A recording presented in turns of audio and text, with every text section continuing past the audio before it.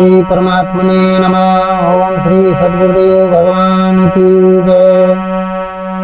गुरुर्ब्रह्मा गुरुर्विष्णु गुरुर्देवो महेश्वरा, गुरुर् साक्षात् परम ब्रह्म तस्मै श्री गुरुवे नमः। ध्यानमूलं गुरुर्मूर्ति, पूजामूलं गुरुपदम्, मंत्रमूलं गुरुर्वाक्यं, विमोक्षमूलं गुरुकृपा। अवखण्डमण्डलाकारं व्याप्तेन चराचरं, तत्पदं दर्शितं येन तस्मै श्री गुरुवे नमः।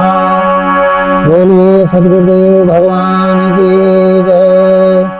हृदय में स्थित परमात्मा राम की जय। आज का बड़ा सुंदर प्रसंग है, गरुड़ पुराण का है। कुछ जिज्ञासु भक्तों ने संदेश भिजवाया कि स्वामी जी गरुड़ पुराणों के लिए सत्संग को सुनाएं, विशेष करके गरुड़ पुराण से संबंधित। तो आज का जो प्रसंग है हमारा गरुड़ पुराण का है। गरुड़ पुराण के अनुसार जीव और आत्मा में क्या संबंध है, ये पूछा गया है प्रश्न कि जीव और आत्मा में क्या संबंध है, क्या रिलेशन है, इसके बारे में आप प्रकाश डालें। तो आज हम गरुड़ पुराण के अनुसार बताएंगे आप लोगों को कि जीव और आत्मा में क्या संबंध है। तो आइए आप लोग सुने, श्रवण करें। देखिए, हमारे अध्यात्म में 18 पुराणे हैं, 4 वेद हैं, 6 शास्त्र हैं।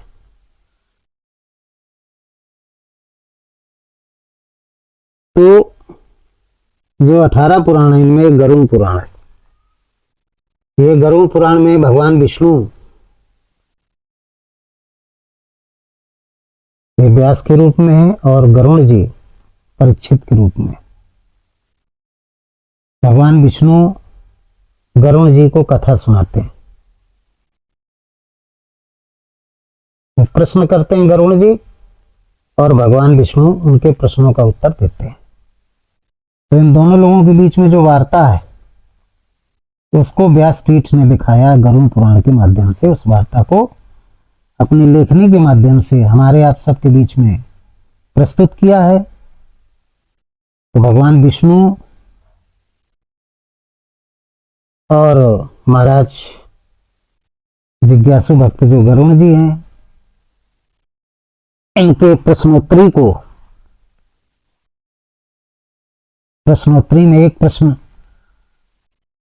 जो आपको बताया कि जीव और आत्मा में क्या संबंध है, इसके बारे में हम प्रकाश डालेंगे। आप लोग सुनिए।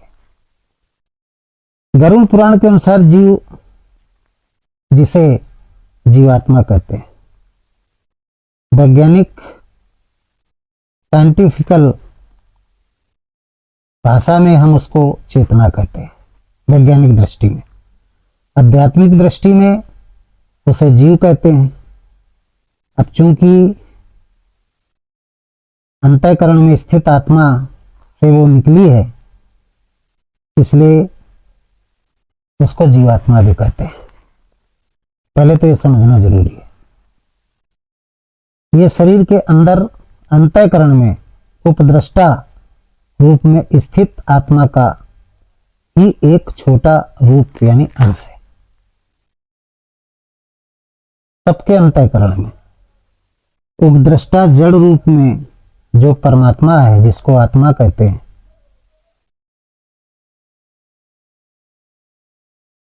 उस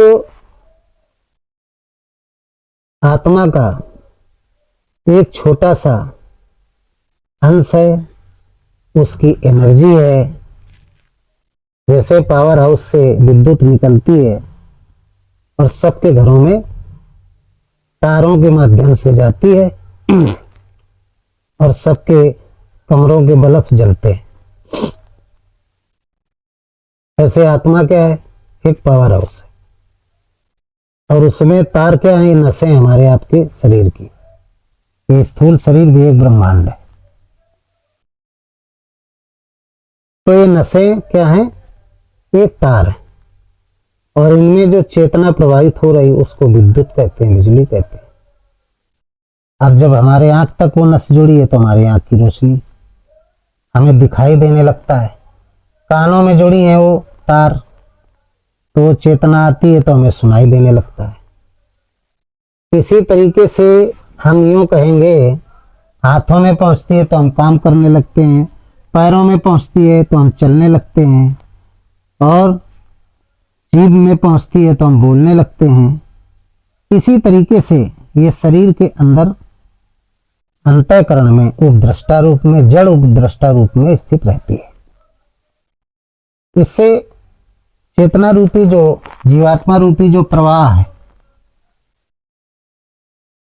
ये चलता रहता है पूरी बॉडी में, जिससे सारा शरीर काम करता रहता है। तो ये उस आत्मा, उस परमात्मा का एक अंश है, एक छोटा सा रूप है, प्रत्यय रूप है, जिसे हम चेतना कहते हैं या वैज्ञानिक स्थिति में ऊर्जा का प्रवाह कहते हैं। इसी से हमें जीवन मिलता है, इसीलिए इसको जीव कहते हैं। और चूंकि आत्मा से निकली इसलिए इसको हम जीवात्मा कहते हैं। तुलसीदास जी ने अपनी चौपाई में लिखा है, रामचरितमानस में दर्शाया है इसको कि आत्मा और परमात्मा का क्या संबंध है। तो उन्होंने बड़ा सुंदर लिखा है, चौपाई के माध्यम से बताया है क्या क्या संबंध है इसका, कि ईश्वर अंश और जीव अविनाशी, अचेतन अमल सहज सुख राशि। ईश्वर अंश और जीव अविनाशी, अचेतन अमल सहज सुख राशि।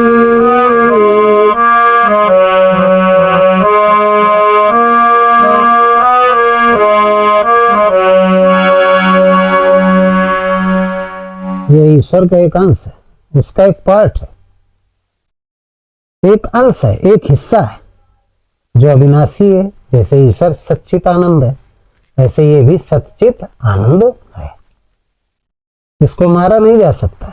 बस ये क्या है, तीनों गुणों के कारण इस शरीर रूपी, स्थूल शरीर रूपी अष्टधा मूल प्रकृति में ये बन जाता है, तमोगुण रजोगुण सत्वगुण के कारण। और इसी बंधन से छूटने के लिए ये तड़पता रहता है कि छूट जाए, ये हमारा जो प्रवाह है ये बंद हो जाए, हम उस परमात्मा में मिल जाएं, जन्म मृत्यु के चक्कर में ना पड़े। इसी को दुख और सुख होता है, क्योंकि बंधन में बंधा हुआ है स्थूल शरीर में, इसलिए इसको सुख और दुख दोनों होते हैं। जब शरीर मर जाता है ये जीवात्मा निकल जाती है, और फिर शरीर को आप मारें जलाएं तो कोई आवाजें नहीं निकलती है कि लग रहा है कि नहीं लग रहा है। तो देखा जाए तो शरीर को दुख सुख अनुभव होता है कि जीवात्मा को सुख दुख का अनुभव होता है। आप प्रैक्टिकल करिए, यही जीवात्मा जब निकल जाती है और फिर शरीर को आप मारें या जलाएं या उसमें कोई भी कीली गाड़ें तो बोलता नहीं कि लग रहा है कि नहीं लग रहा है, तो जड़ हो गया। तो इस जीवात्मा को सुख दुख का अनुभव होता है, इसी को होता है, और इसीलिए भड़बड़ाती रहती है। आत्मा को नहीं होता, आत्मा तो सच्चित आनंद है, सच्चित आनंद है, उसको कभी दुख होता ही नहीं। ना उसको जलाया जा सकता है, ना उसको हवा में बहाया जा सकता है, उड़ाया जा सकता है, पानी उसे गीला नहीं कर सकती, वो इन सब चीजों से परे। लेकिन जो उसका ये अंश है, जो तीनों गुणों के कारण, भगवान विष्णु कहते हैं गरुण जी से कि हे गरुण जी, ये तीनों गुणों के कारण, सतोगुण तमोगुण और रजोगुण, ये तीनों गुणों के जो संस्कार हैं, जो कारण शरीर में विद्यमान रहते हैं, इन्हीं के कारण ये जीवात्मा इस अष्टधा मूल प्रकृति यानी पंच तत्वों से जो बना ये शरीर है स्थूल, इसमें बंध जाती है। और उन्हीं कारण संस्कारों के कारण, कारण शरीर में जो संस्कार हैं, शुभ और अशुभ उसके अनुसार ये शरीर धारण करती है, बंध जाती है उस शरीरों में। तो जीवात्मा स्थूल शरीर के द्वारा किए गए शुभ और अशुभ कर्मों के अनुसार जन्म मृत्यु के चक्र में बंधी रहती है, जबकि आत्मा जिसे परमात्मा कहते हैं यह सत्य है, शाश्वत है और सनातन है। मनुष्य का स्थूल शरीर जब जीवात्मा त्यागती है, जब जीवात्मा इस स्थूल शरीर को त्यागती है यानी मृत्यु की स्थिति आती है, तब जीवात्मा ही यमलोक की यात्रा करती है। ये गरुड़ पुराण में बताया गया कि जब जीवात्मा ये शरीर त्यागती है तो आत्मा नहीं जाती, उसका अंश जो जीवात्मा है ये यमलोक को जाती है, यमलोक की यात्रा करती है, न कि आत्मा करती है। आत्मा तो व्यापक और व्याप्त है, सबके शरीरों में व्यापक है और शरीर से बाहर निकलने पर वो व्याप्त हो जाती है, इस ब्रह्मांड में व्याप्त हो जाती है, उसी को ब्रह्म कहते हैं। वो उसको दुख सुख नहीं होता है। व्यापक ब्रह्म एक अविनाशी सच्चेतन, मानस में लिखा है, व्यापक ब्रह्म एक अविनाशी सच्चेतन घन आनंद राशि, अष्टम हृदय अक्षत विकारी सकल जीव जग दीन दुखारी। वो व्यापक है, व्याप्त है, इसी ब्रह्मांड में विलीन हो जाती है, अपनी परम चेतना में वो विलीन हो जाती है, इसको आत्मा परमात्मा कहते हैं, उसी में वो आत्मा विलीन हो जाती है। लेकिन कहते हैं जीवात्मा जो है वो यमलोक जाती है और वहां जो उसके अच्छे बुरे कर्म है, कर्मों के अनुसार जीवात्मा को नया शरीर प्राप्त होता है, नई योनियां धारण करती है, 84 में योनि जाती है और शुभ अशुभ कर्मों के अनुसार 84 की जो योनियां हैं, 4 राशियों की जो योनियां, अंडज पिंडज श्वेतज जरियोद उद्भिद, इनकी जो योनियां 84 लाख, उन 84 लाख योनियों में शरीर मिलते हैं इनको, जैसे इस जीवात्मा रूपी स्थूल शरीर ने कर्म किए उसके अनुसार भगवान विष्णु कहते हैं कि गरुड़ वो शरीर धारण करना पड़ता है उस जीवात्मा को। तो गरुड़ पुराण के अनुसार जीव और आत्मा में अंतर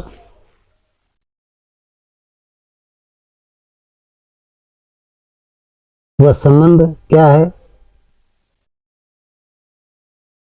ये हम आप लोगों को बता रहे हैं।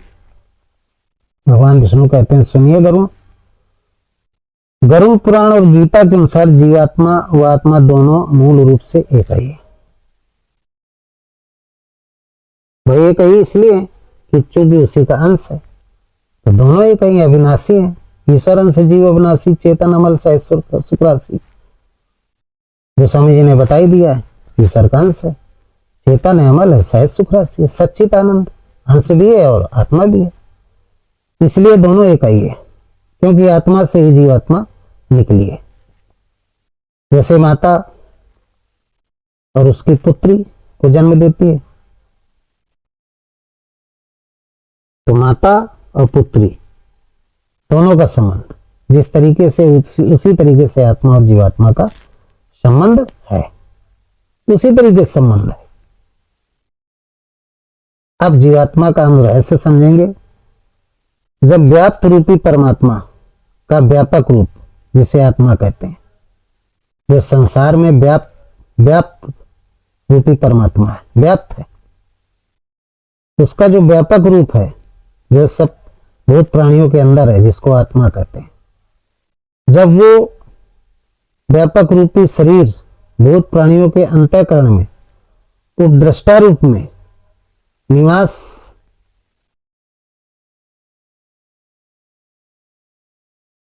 करके या निवास करता है, तो वो एक विराट सूर्य के समान दिव्य प्रकाश वाला, वो दिव्य प्रकाश वाला है और निवास करता है, जिसे राम कहते हैं। गोस्वामी जी ने लिखा सब कर परम प्रकाशित जो ही राम अनाद अवधपत सोई, उसी को आत्मा कहते हैं।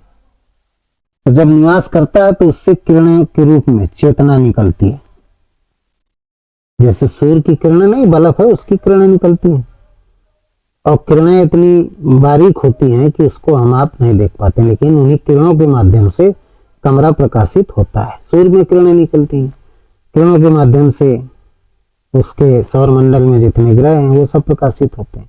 इसी तरीके से आत्मा से चेतना रूपी किरणें निकलती हैं, किरणों के रूप में चेतना स्थूल शरीर में प्रवाहित होने लगती है, जिससे इसकी 10 इंद्रियां में जीवन प्राप्त हो जाता है। इंद्रियां काम करने लगती हैं, जीवन मिल जाता है इंद्रियों को, और वो सचेत हो जाते हैं, उनमें चेतना आ जाती है, सजगता आ जाती है, शरीर को जीवन मिल जाता है और वह स्थूल शरीर जीवन के सारे भौतिक कार्यों को करने लगता है। हाथ अपना काम करने लगता है, पैर अपना काम करने लगता है, नाक अपना काम करने लगती है, कान अपना काम करने लगता है, आंख अपना काम करने लगती है, वाणी अपना काम करने लगती है, दिमाग अपना काम करने लगता है, सब काम करने लगते हैं। ये जीवात्मा स्थूल शरीर की भरता भोक्ता शक्ति बनकर स्थूल शरीर का भरण पोषण भी करने लगती है। भरण पोषण भी करने लगती है। आप समझेंगे कि आत्मा का शाश्वत रूप क्या है। जीवात्मा का हमने समझ लिया, अब आत्मा का शाश्वत रूप क्या है। जीवात्मा का तो समझ लिया कि ये प्रकाश की किरण के समान है, जैसे सूर्य की किरण है, बल्ब की किरण है, इसी तरीके से आत्मा की किरणें जो निकलती हैं बॉडी में और सभी अंगों को प्रकाशित करती हैं, ऊर्जा प्रदान करती हैं, जिससे मिलते डुलते बोलते खाते पीते। ये तो जीवात्मा हो गई, जीवन प्रदान करती है, इसलिए जीव कहते हैं। आत्मा से निकली इसलिए जीवात्मा कहते हैं। आप समझेंगे कि आत्मा का शाश्वत रूप क्या है, आत्मा क्या है। जब दोनों चीजों को समझ जाएंगे तो संबंध समझ में आ जाएगा। तो देखिए, जब जीवात्मा शुभ व अशुभ सांसारिक कर्मों व भौतिक शरीरों से तीनों गुणों के कारण जुड़ती है, जब जीवात्मा शुभ अशुभ सांसारिक कर्मों व भौतिक शरीर से तीनों गुणों, तीन गुण कौन कौन, तमोगुण सतोगुण और रजोगुण, इनके कारण जब स्थूल शरीर से जुड़ती है तब वह जीवात्मा होती है। क्या होती है? जीवात्मा होती है। भौतिक शरीर से सांसारिक कर्मों,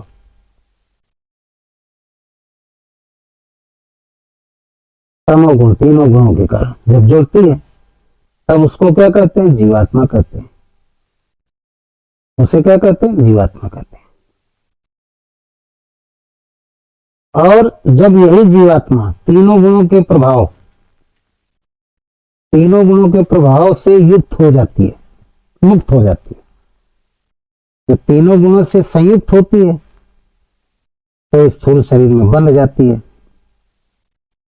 फंस जाती है। और जब तीनों गुणों से मुक्त हो जाती है, तीनों गुणों के प्रभाव में नहीं आती, उनसे मुक्त हो जाती है।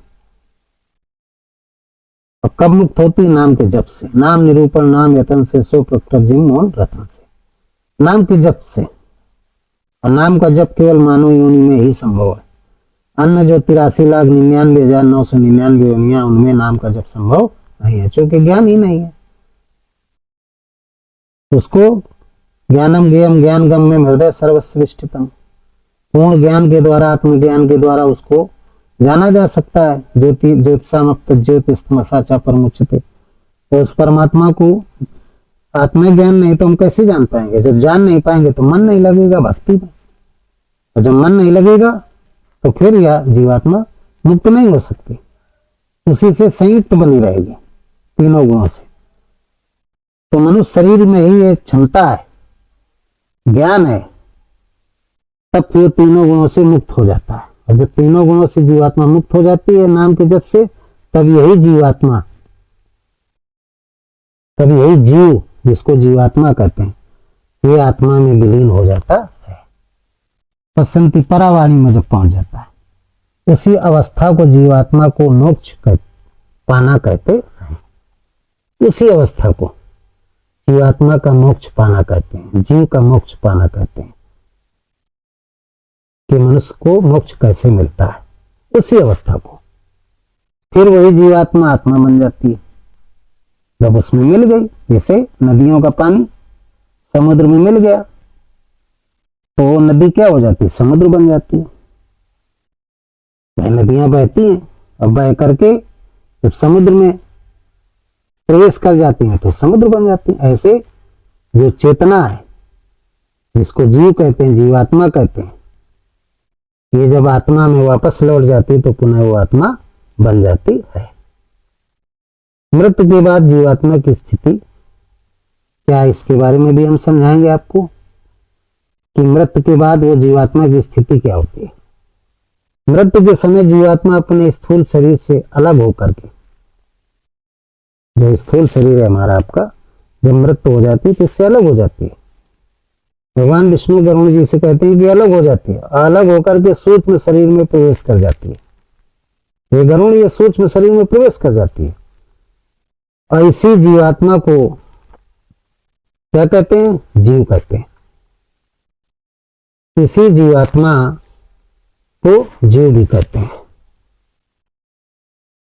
क्योंकि इसी से जीवन मिलता है। कारण शरीर में विद्यमान शुभ और अशुभ संस्कारों के हिसाब से यह जीवात्मा, ये गरुण जी, नया शरीर धारण करती है। यहाँ पे भगवान विष्णु तत्वदर्शी सदगुरु हैं, काकभुसुंडी की तरीके, और गरुण जी परीक्षित के तरीके श्रोता है। भगवान विष्णु कह रहे हैं गरुण सुनिए, नया शरीर धारण करती है, या तो सुख या तो दुख की अवस्था यानी स्वर्ग या नरक प्राप्त करती है, या तो सुख की अवस्था प्राप्त करती है या दुख की अवस्था प्राप्त करती है।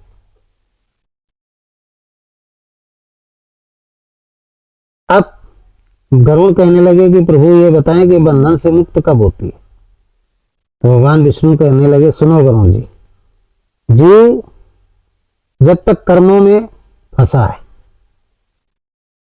संसार में फंसा है, संसार के कर्म बंधन में फंसा है, तब तक वो जन्म मृत्यु के चक्र में रहेगा। विषयों में जब तक फंसा है तब तक उसको बार बार जन्म लेना पड़ेगा और बार बार उसकी मृत्यु होगी। लेकिन जब वो गीता के अनुसार एक परमात्मा का चिंतन जप यज्ञ के द्वारा, श्वास प्रश्वास के जप के द्वारा जब करता है, तब उसे मोक्ष प्राप्त हो जाता है, तब वो बंधन से मुक्त हो जाता है, उसको मुक्ति मिल जाएगी। तो जीवात्मा परमात्मा का अंश है, ये एक शक्ति है जिसे जीव कहते हैं, ये अविनाशी है, इसी को जीवात्मा कहते हैं। ये परमात्मा का अंश है, वही परमात्मा बाहर होता है, वो परम चेतना, तो उसको परमात्मा कहते हैं जड़ चेतन में। और जब वो किसी भूत प्राणी के अंतःकरण में वो स्थित हो जाता है तो उसको आत्मा कहते हैं। और उसकी जो चेतना है, ऊर्जा का प्रवाह है, जिससे जीवन मिलता है, जिसको जीवन मिलने को जीव कहते हैं, और आत्मा से निकली इसलिए उसको, उसका एक नाम जीवात्मा है, उसको जीवात्मा कहते हैं। और जीवात्मा जब मुक्त हो जाती है, तीनों गुणों के कारण वो बंधती है स्थूल शरीर में। जब तीनों गुणों, सतोगुण, तमोगुण, रजोगुण से मुक्त हो जाती है तो पुनः अपने सहज स्वरूप में मिल जाती है, तो परमात्मा स्वरूप हो जाती है। ये दोनों का संबंध है, ये दोनों एक दूसरे, जीवात्मा ईश्वर का अंश है, ये भी अविनाशी है, सच्चित है, सत्य और चित है। लेकिन आनंदमय कब होती है, जब ये उससे मुक्त हो जाती है। और जब तक मुक्त नहीं होती तो आनंदमय नहीं रहती, सत और चित ही रहती है। जब मुक्त हो जाती है तो सच्चित आनंद हो जाती है, आत्मा स्वरूप हो जाती है, परमात्मा बन जाती है। तो ये बात बताई भगवान विष्णु ने गरुड़ जी को। आप लोगों की भी बात समझ में आ गई होगी। तो इन्हीं शब्दों के साथ इस सत्संग को समाप्त करते हैं। बोलिए सद्गुरुदेव भगवान की जय। सर्वे भवन्तु सुखिनः, सर्वे सन्तु निरामया सर्वे भद्राणि पश्यन्तु मा कश्चित् दुःखभाग् भवेत्। ॐ